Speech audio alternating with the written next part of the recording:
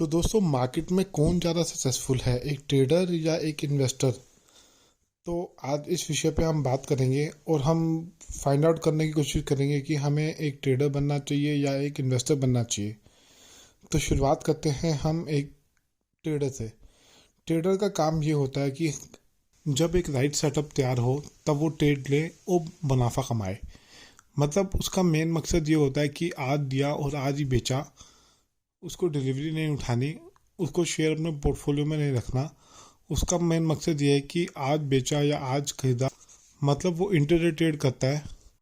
उसका मेन मकसद ये है कि ज़्यादा से ज़्यादा मुनाफा कमाया जाए इंटरडे ट्रेड करके।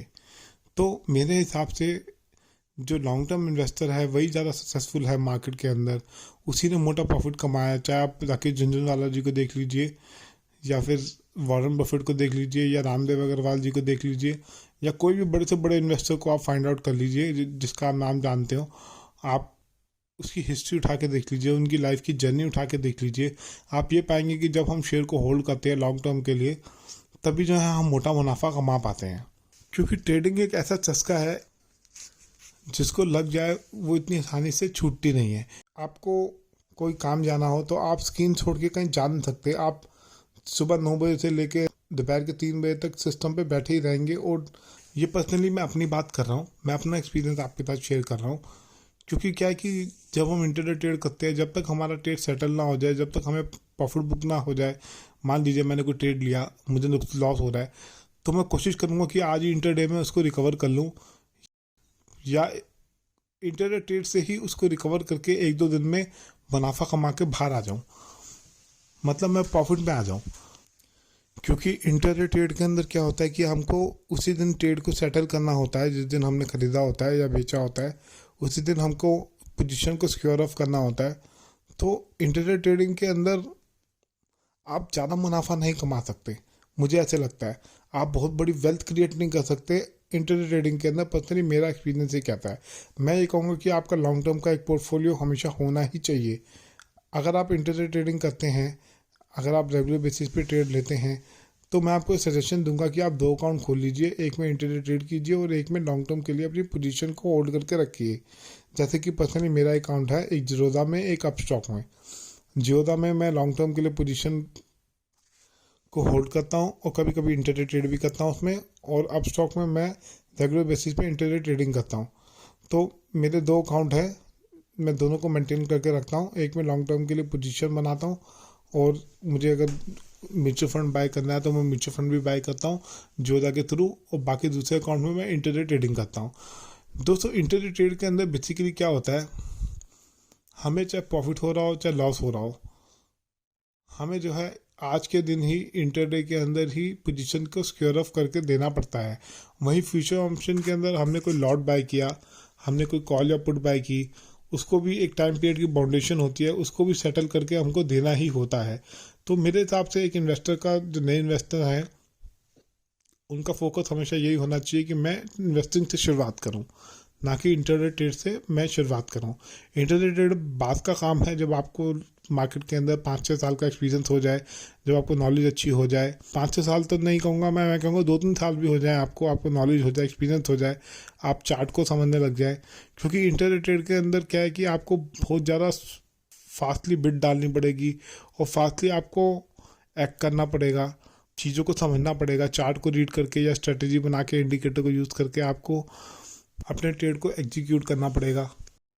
क्योंकि दोस्तों देखिए, इंटरडे ट्रेड के अंदर हम मोटा मुनाफा नहीं कमा सकते। मान लीजिए एक स्टॉक 100 रुपये का है, 100 रुपये से वो 1000 रुपये होना है या 2000 रुपये, 3000 रुपये होना है, तो इतना बड़ा जो गेन है वो हम कैप्चर नहीं कर पाएंगे। थोड़ा बहुत तो हम कमा लेंगे इंटरडे ट्रेड करके, क्योंकि इसमें लीवरेज भी मिलती है, उसमें हम MIS ऑर्डर डाल सकते हैं, लीवरेज का इस्तेमाल कर सकते हैं।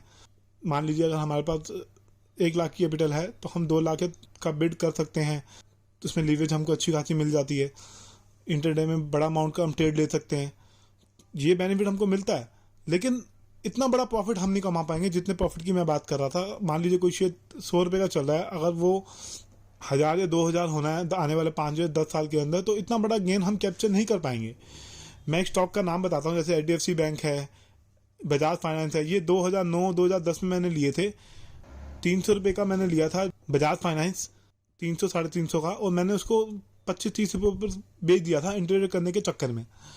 वो मेरी डिलीवरी छूट गई। आज देखिए वो कितने रुपए का खड़ा है, वो उसमें बोनस भी आए हैं, स्टॉक स्प्लिट भी हुआ है। तो उस हिसाब से वैल्यू देखेंगे तो मैंने 30 रुपये का खरीदा था, आज की डेट में वो स्टॉक 5,500-6,000 का खड़ा है। तो इतना बड़ा गेन हम कैप्चर नहीं कर सकते अगर हम इंटरडे ट्रेड में ही लगे रहेंगे। तो मैं आपको ये नहीं कहता कि आप इंटरडे ट्रेड मत कीजिए, आप इंटरडे ट्रेड भी कीजिए, लेकिन अपना लॉन्ग टर्म का पोर्टफोलियो एक अलग बना के रखिए, जिसको छेड़िए मत, जिसमें छांट छांट के अच्छे अच्छे स्टॉक रखते जाइए, जो कि आप आने वाले अपने बच्चों के लिए या फिर अपने आने वाली फ्यूचर जनरेशन के लिए या आने वाले फ्यूचर खर्चे के लिए, रिटायरमेंट के लिए आप उन स्टॉक में इन्वेस्ट कीजिए। जैसे अच्छे स्टॉक में बता देता हूँ, आईटीसी हो गया, हिंदुस्तान यूनिलीवर हो गया, आईडीएफसी बैंक हो गया, बजाज फाइनेंस हो गया।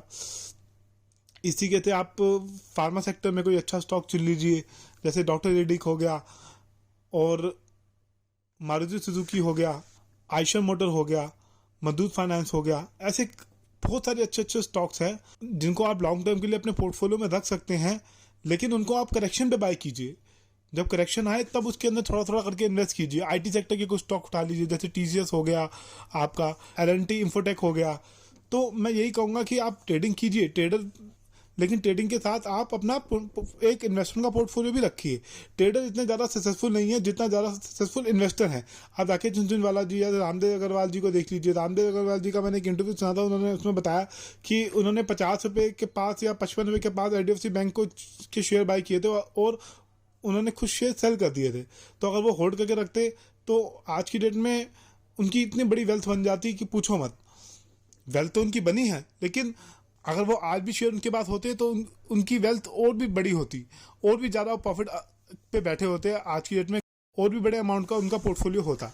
मेरे हिसाब से स्टॉक मार्केट के अंदर एक इन्वेस्टर ही सक्सेसफुल है बजाय ट्रेडर के। अगर कोई ये कहता है, आपको ये दावा करता है कि ट्रेडिंग करके मैंने 100 करोड़ या 1,000 करोड़ कमा लिया है, तो मुझे नहीं लगता कि ये बात जमती है।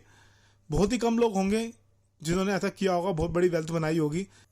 लेकिन ओवरऑल देखा जाए तो 100 में से मेरे ख्याल से 90 या 95% लोग हैं जिन्होंने वेल्थ नहीं बनाई स्टॉक मार्केट में ट्रेडिंग करके, एज अ ट्रेडिंग को अपना कैरियर मान के।